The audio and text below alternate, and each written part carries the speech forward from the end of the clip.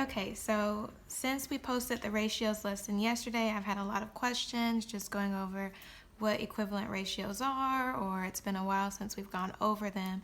And many of you are confused, and some of the parents are confused on the different strategies that we're using to solve ratio problems. So I just wanted to do a couple of problems just to help you out.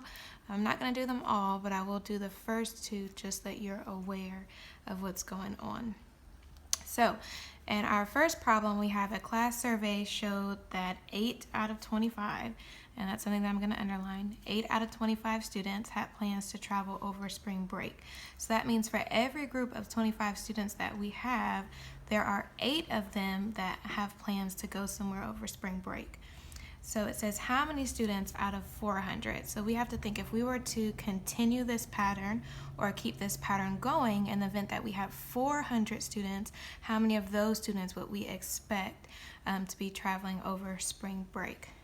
So if we first start off, one thing that I'm going to point out is that this is a part to whole ratio.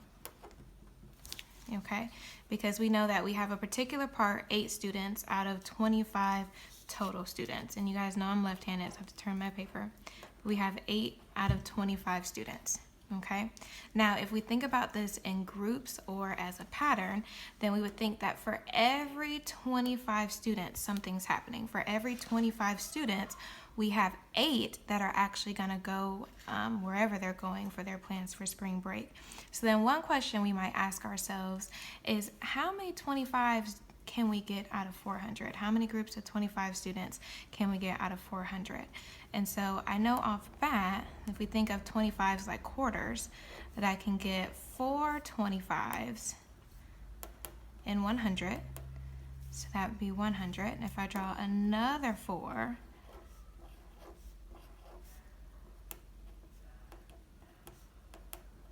that would be 200. If I draw another 4, and yes, it does get kind of tedious,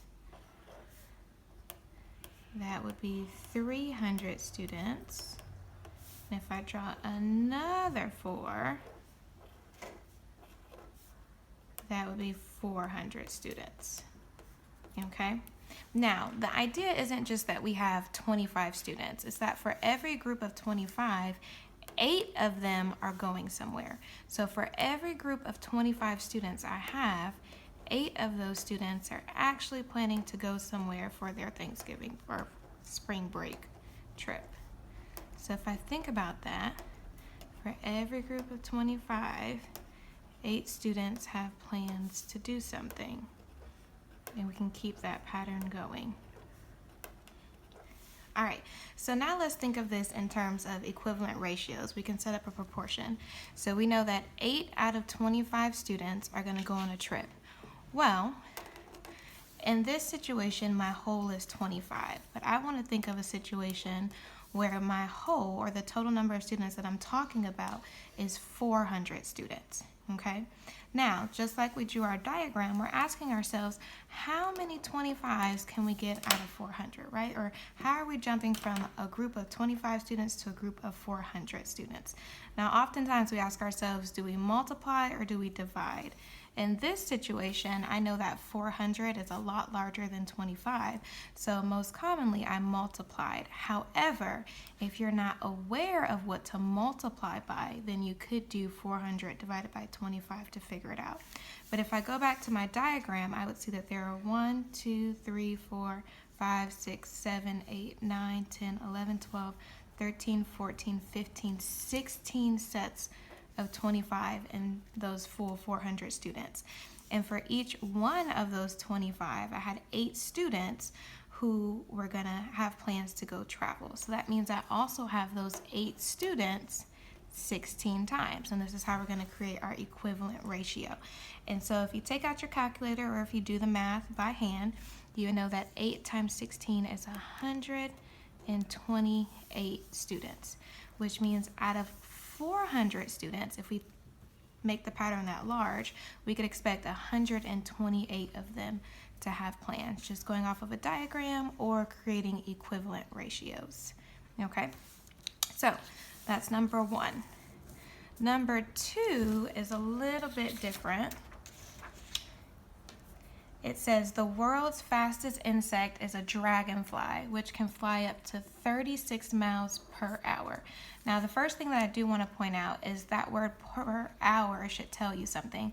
First off is that you have a unit rate, or it's telling you how far it can go per one, right? So at this rate, how long would it take a dragonfly to travel 54 miles?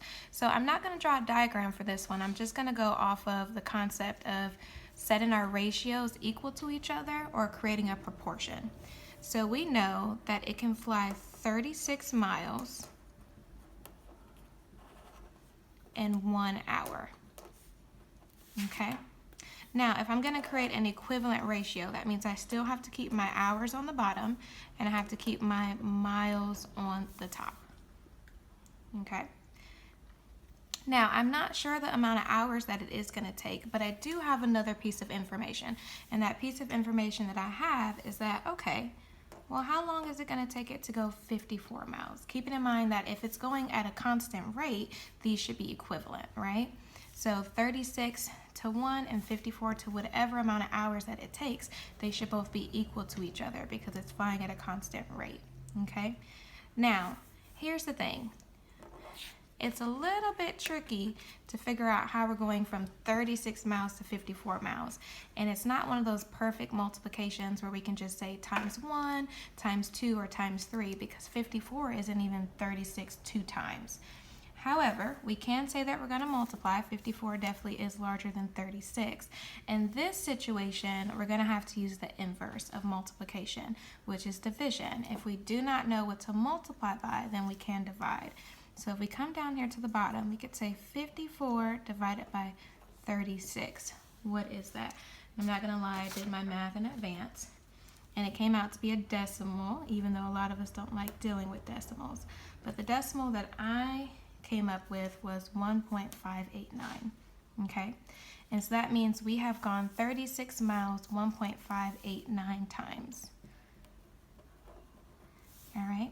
Now, if we want to keep these ratios equivalent, whatever we're doing to the top or our numerators, we have to make sure that we are also doing to our denominators. So I'm going to multiply that 1 hour by 1.589. Okay.